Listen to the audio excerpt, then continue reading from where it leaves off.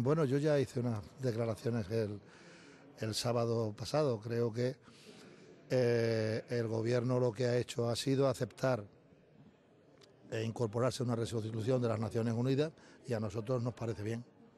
Yo el sábado pasado lo que dije es que ya que se ha tomado esa decisión, que se ha tomado en Naciones Unidas, a mí me parece bien que el Gobierno se incorpore en esta decisión de las Naciones Unidas y que se debería hacer cuanto antes para garantizar que se produce el fuego y se acaba con la masacre que está padeciendo el pueblo libio. ¿Qué posición, hablo de una hipótesis, como ya ha habido un compromiso del presidente del Gobierno por escrito con la Unión Europea en este pacto del euro, dejando aparte un poco la negociación colectiva, pues acomete esta reforma y vincula salarios a productividad en la línea con lo que está marcando Alemania? Es que si el Gobierno planteara esa posición, tampoco estaría, digamos, respetando lo que dice el propio Pacto del Euro en ese apartado, porque el Pacto del Euro en ese apartado hace también una afirmación muy clara. La afirmación es que hay que respetar, dice, las tradiciones en relación con la negociación colectiva de los países del euro. Por lo tanto, el Gobierno lo que debe de hacer es respetar el modelo de determinación de salarios de nuestro país.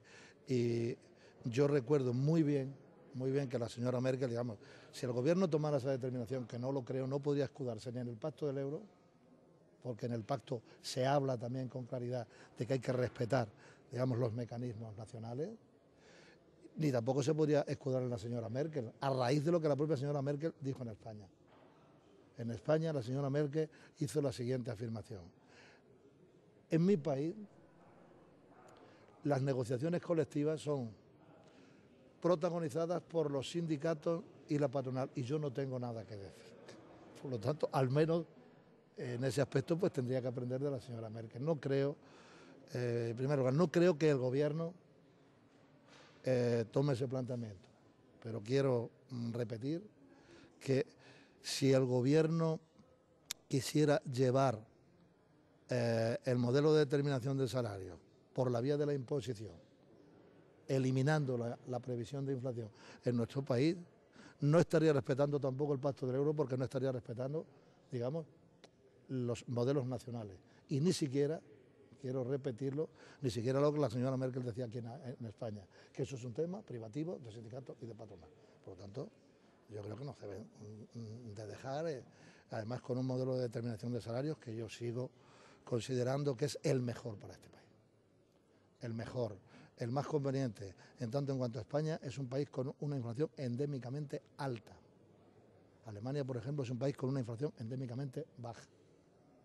Y yo creo que lo que más interesa a nuestra sociedad es que los salarios se hagan compatibles con la lucha contra la inflación, porque si no podrían producirse elementos de mayor perjuicio para la sociedad española.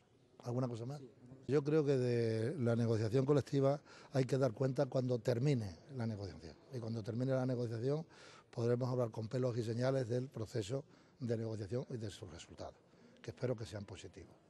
De cualquier cosa que se produzca dentro del proceso de negociación, en tanto en cuanto en cualquier negociación ya es sabido que hay un principio de vinculación a la totalidad. No hay ningún acuerdo parcial definitivo. El acuerdo que se produzca en un ámbito concreto siempre se supedita al acuerdo global. Por lo tanto, yo no tengo ningún comentario que hacer respecto a lo que es el proceso, digamos, de desarrollo dinámico de la negociación. Quería saber su opinión sobre ese informe que ha publicado UGT sobre salarios de los trabajadores extranjeros, que hablan de la mitad del salario respecto. Bueno, lo que pone de manifiesto nuestro informe es hasta qué punto la discriminación de los trabajadores y de las trabajadoras, particularmente de las trabajadoras extranjeros, sigue siendo una realidad en nuestro país. Y por lo tanto, en la época de crecimiento económico y particularmente en la época de crisis, hay que tomar iniciativas para erradicar las discriminaciones. Y las discriminaciones laborales las están padeciendo con mucha dureza las trabajadoras extranjeras y los trabajadores extranjeros en nuestro país, que tienen unas diferencias de salarios.